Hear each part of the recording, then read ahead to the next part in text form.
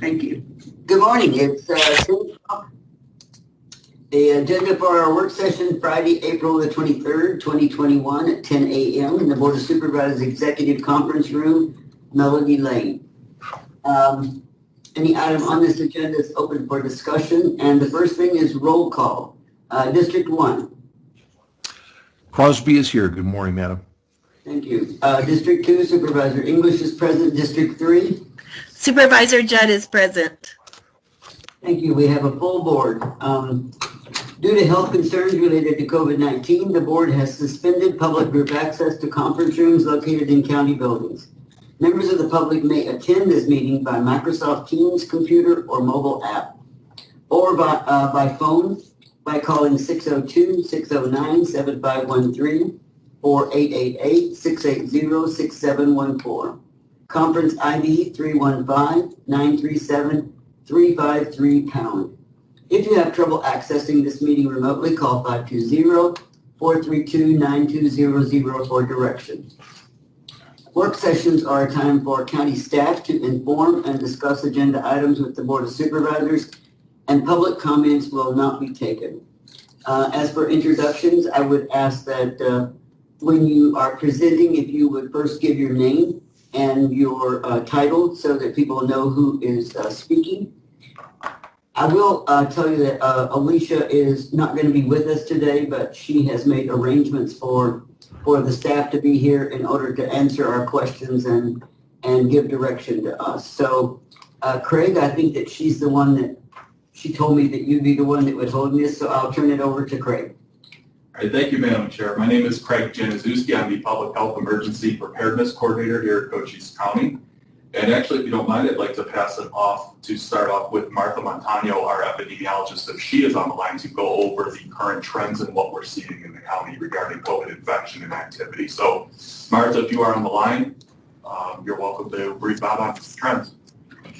Okay, thank you, Craig. So my name is Martha Montano. I am the epidemiologist for Cochise County. I'll go ahead and start with the variants that we are seeing in Arizona and specifically Cochise County. The Arizona State Lab continues to identify the coronavirus variant B.1.1.7, also known as the UK variant, in the COVID-19 samples that they sequence.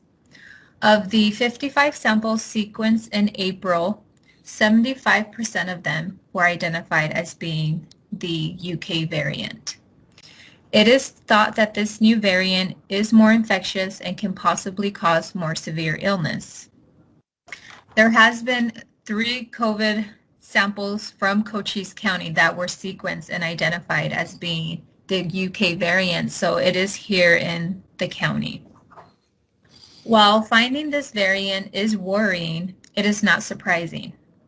The presence of the UK variant emphasizes the need for everyone to get vaccinated as soon as possible.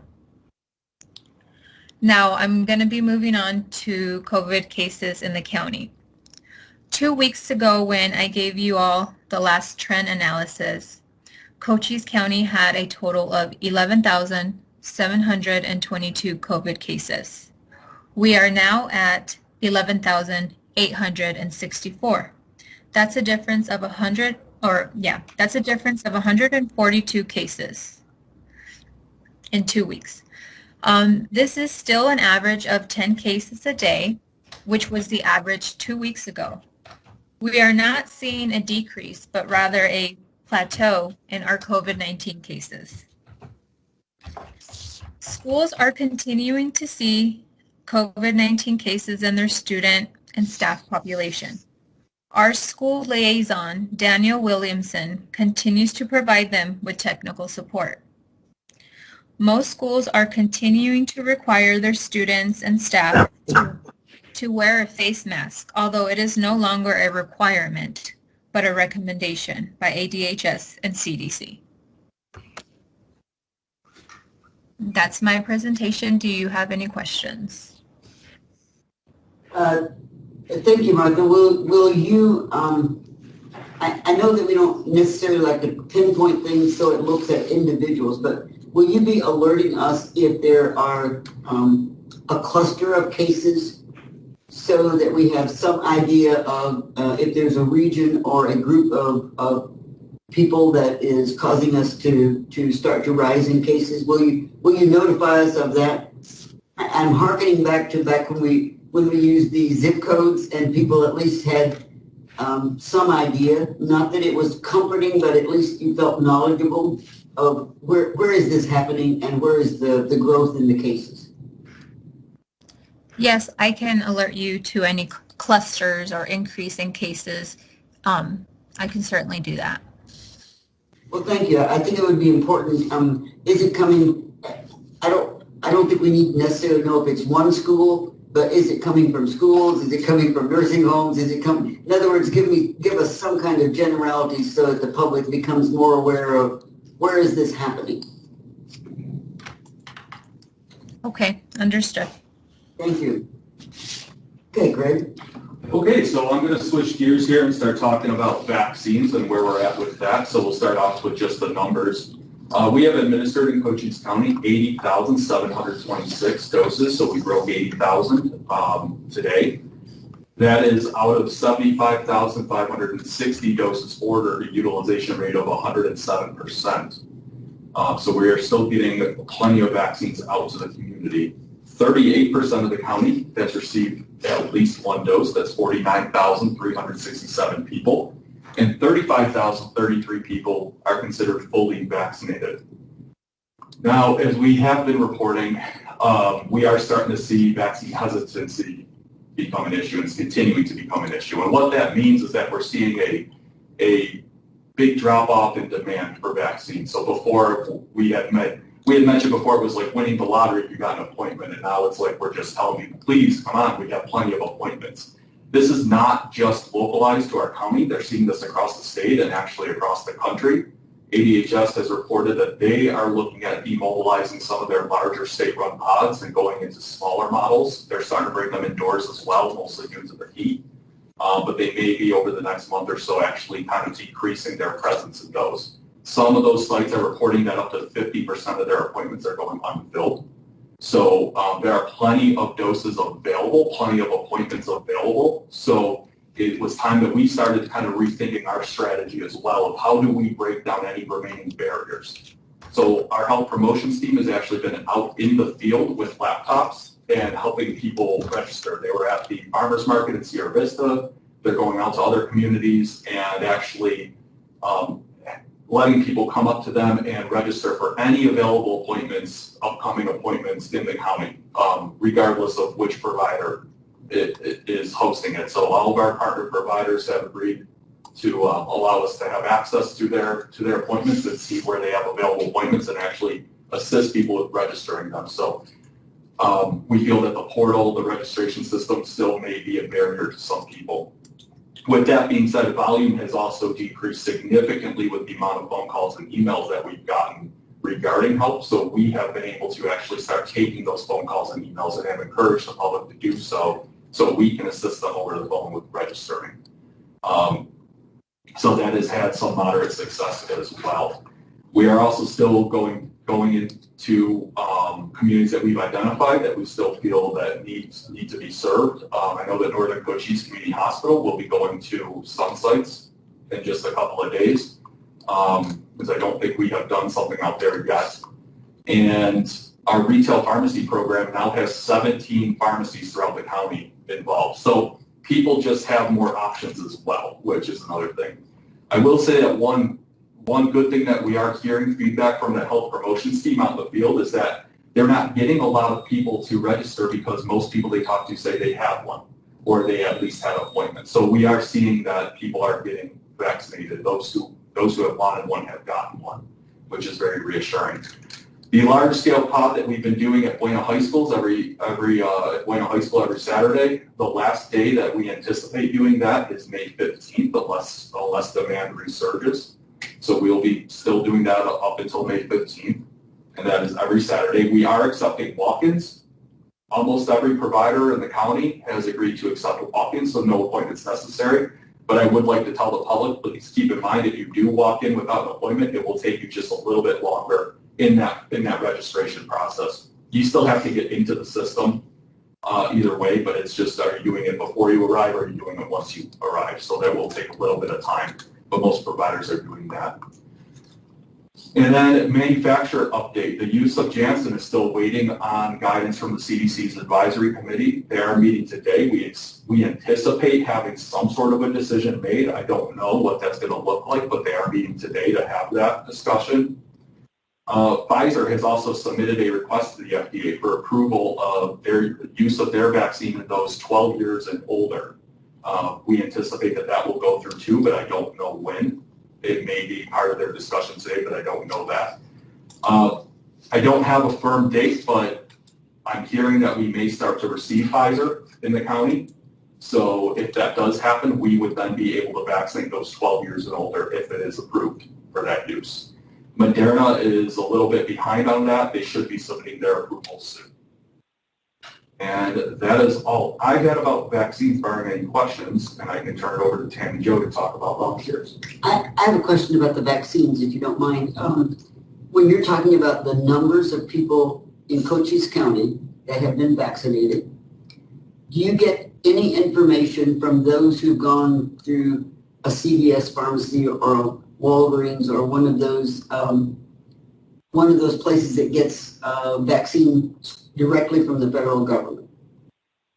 We have some visibility. We now get a report sent to us from the state weekly that tells us how many doses each of those pharmacies has received from the federal government. Does it tell you how many they've administered? I believe it does. It's usually, when we get the report, it means that they've administered all of it. So last report that I saw last week was 13,000 doses total for the pharmacies in Cochise County. Okay, and so do we add that then to the ones that we've administered? I'm wondering if we're getting a total number or if it's two separate tracks and we're not adding them together. So that's actually a good question. I'm glad you brought that up. So when I talk about doses administered in the county, that does take those into account. Okay. When I talk about doses ordered in the county, it does not take that into account because they're receiving it directly from the federal government, which explains a good reason why we're consistently over 100% people. I was good. The reason I asked that question because I thought, well, if any of the public out there is listening, you're going, how can you be over 100%? So part of that's extra doses as well. right. So thank you. Tammy Jo Wilkins with the VET program. I'm the specialist. I was going to give a report today on volunteer management. We recruited a total of 39 public volunteers as of yesterday. And because the pod activities are slowing down completely, we're starting to shift into a different aspect of volunteer management. We are just on the brink of approval from the federal government on our Medical Reserve Corps charter for Cochise County. And once that gets approved and taken care of, we're handling everything over to Miss Natalie O'Shea because she's our volunteer expert. But we are utilizing these volunteers for our pod activities on the weekends at this time. What the future looks like for those volunteers will be involvement in training and exercise and other activities. Let's use example like cooling centers at the farmers market or the county fair, or just upcoming activities that they would be involved with and give visibility for Cochise County. Good. So could you give a little bit of explanation for the record of this cadre of people that you have given a title to and you're looking for them to take over the program? So what we've done is we put out on Facebook a few weeks ago with Camilla's assistance the request for volunteers from the public. And the Medical Reserve Corps is a compilation of both medical professionals who would be willing to assist us for pod activities, be that vaccinations or whatever, and then admin people to help us on the admin side, which is what we're using for currently with registration and check-in and such. These individuals will be available to us if they continue to work with us to do first aid tents at events or parades, admin support if anybody in the county needs anything admin-wise, like if election needs admin help, we can share people with them, or at least our list, to see if anybody's interested.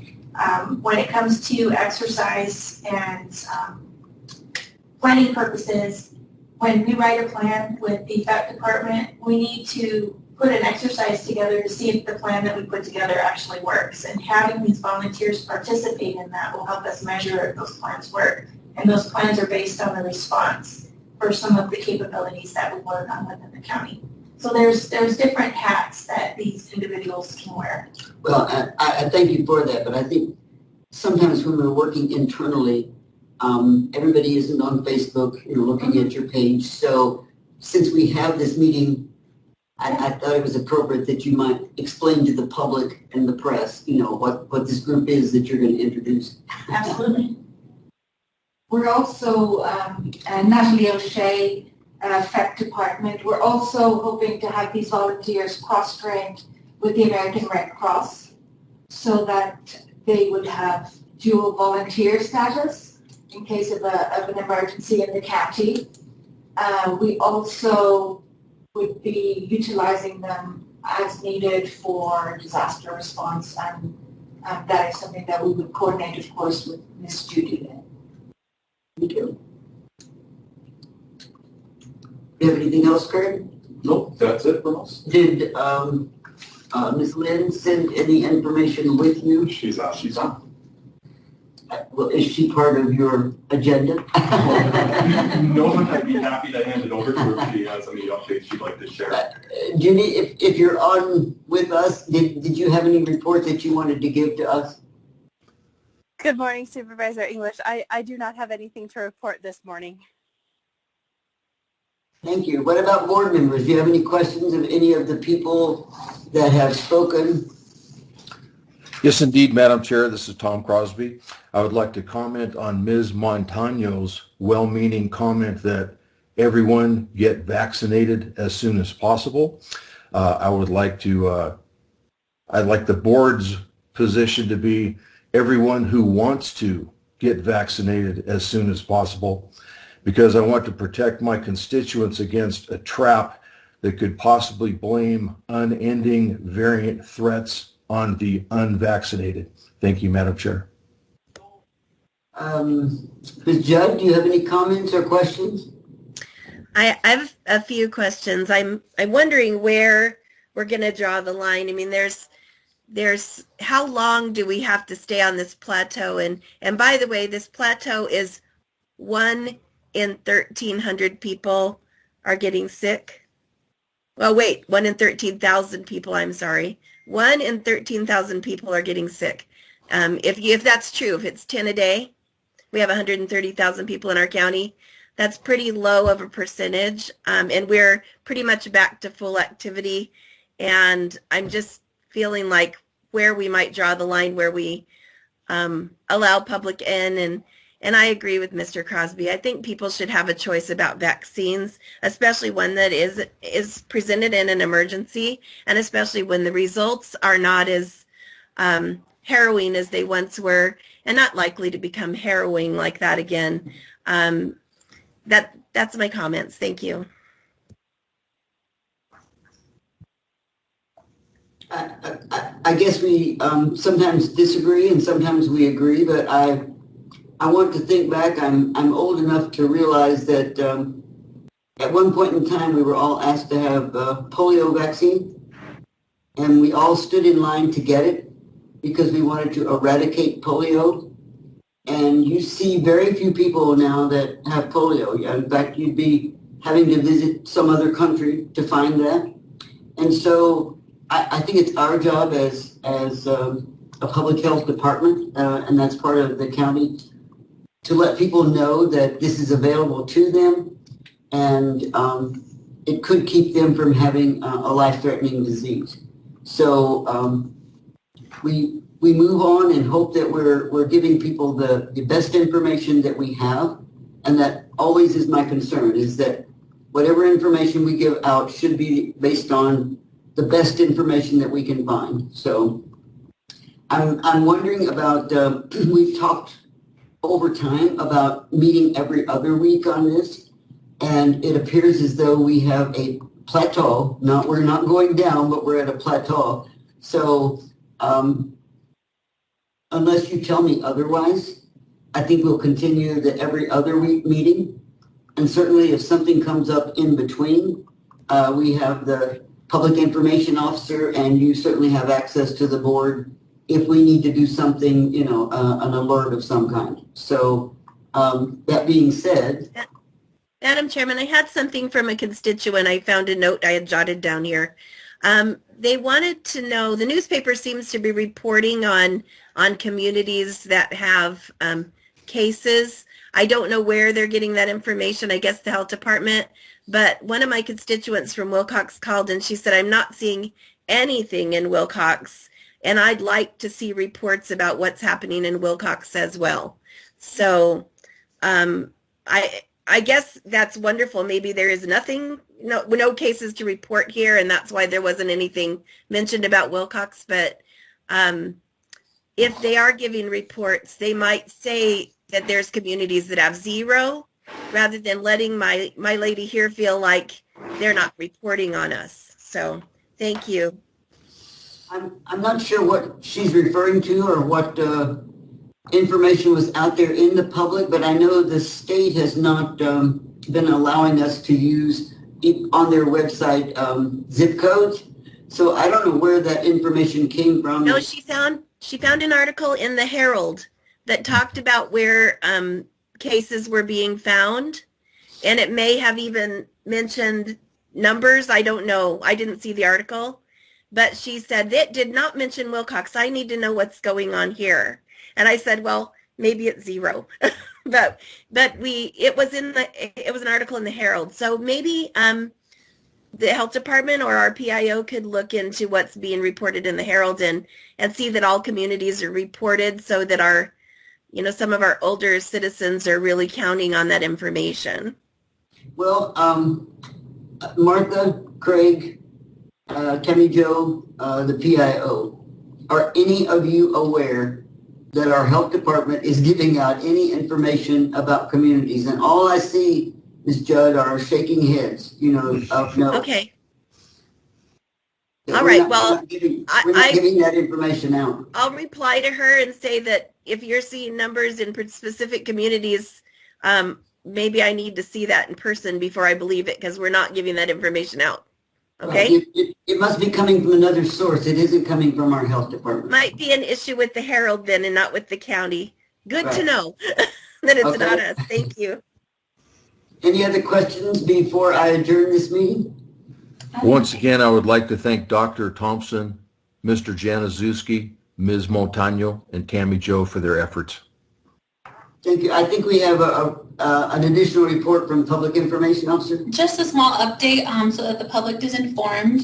Cochise County Health and Social Services has partnered up with Be Healthy Sierra Vista, the University of Arizona Cooperative Extension, and also the City of Sierra Vista. They've teamed up to bring a live Facebook event and a Zoom event that will be this coming Tuesday, April 27th at from 5 to 6 p.m.